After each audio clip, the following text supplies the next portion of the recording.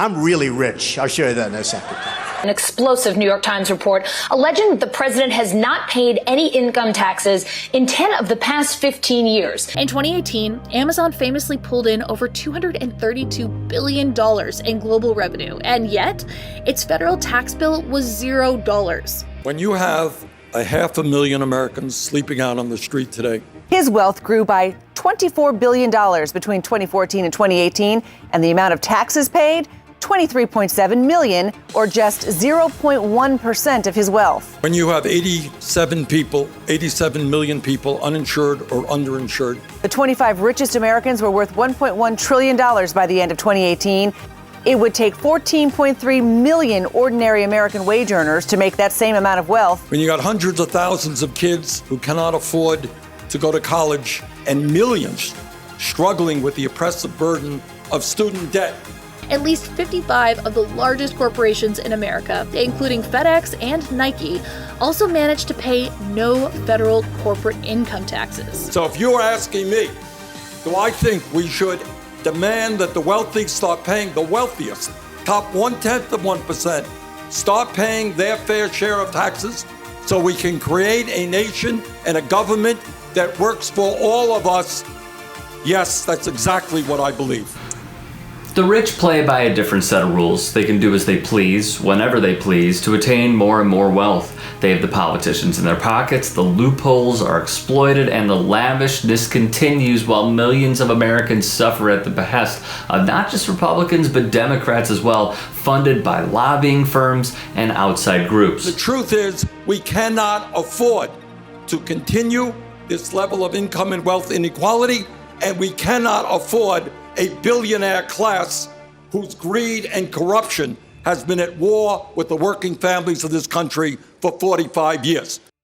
Which brings us to a stunning report from ProPublica, the investigative outlet that brought us the tax records of some of the wealthiest Americans, has exposed Clippers chairman Steve Ballmer. In short, his tax rate is laughable at best and depressing at worst. The tax rate between stadium worker Adelaide Avila on the left, Lakers superstar LeBron James in the middle, and Ballmer on the right show how the ultra-rich game the system. Ballmer pays such a low rate in part because of a provision of the U.S. tax code. When someone buys a business, they're often able to deduct almost the entire sale price against their income during the ensuing years. That allows them to pay less in taxes. IRS records obtained by ProPublica show the Clippers have reported $700 million in losses for tax purposes in recent years. Not only does Ballmer not have to pay tax on any real-world Clippers profits, he can use the tax write-off to offset his other income. Here's the thing, Shad Khan, chairman of the NFL's Jacksonville Jaguars, and Leonard Wolf, chairman of the Minnesota Vikings, pulled the same shtick Ballmer did. Khan made use of at least $79 million in losses in his stake. Wolf has taken $66 million in losses from his minority stake in the Vikings. The Las Vegas Golden Knights' owner, William Foley, did the same. The chairman of Fidelity built a winner, yet claimed the team produced losses of more than $57 million, largely thanks to the team's ability to write off the $500 million expansion fee that Foley paid to the NHL in 2016.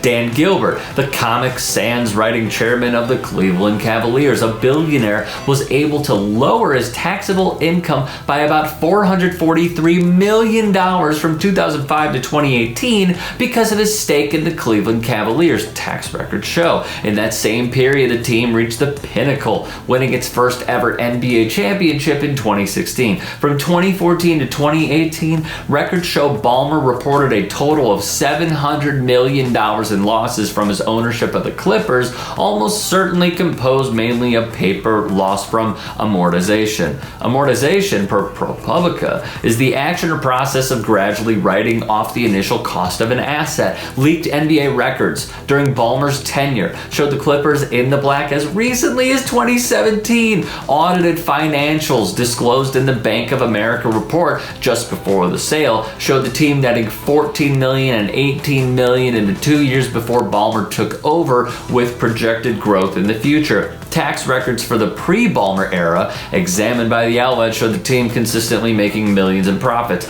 Nevertheless, Ballmer reported staggering losses from the Clippers to the IRS. Those losses allowed him to reduce the taxes he owed on the billions he has reaped from Microsoft stock sales and dividends. Owning the Clippers cut his tax bill by about $140 million in just 5 years. When owners sell their teams, they have to pay back the taxes they avoided by using amortization. But even if owners ultimately repay the taxes they skipped, deferring payments of those taxes for years, sometimes decades, essentially amounts to an interest-free loan from taxpayers. An owner could reap huge gains by investing that money. If owners die while holding their stake, as many do, the tax savings may never be repaid, and their heirs can generally restart the amortization cycle anew. If you'd like to hear more thought-provoking content like TYT Sports on Facebook, and to help in my journey to keep media independent, go to tyt.com/Rick.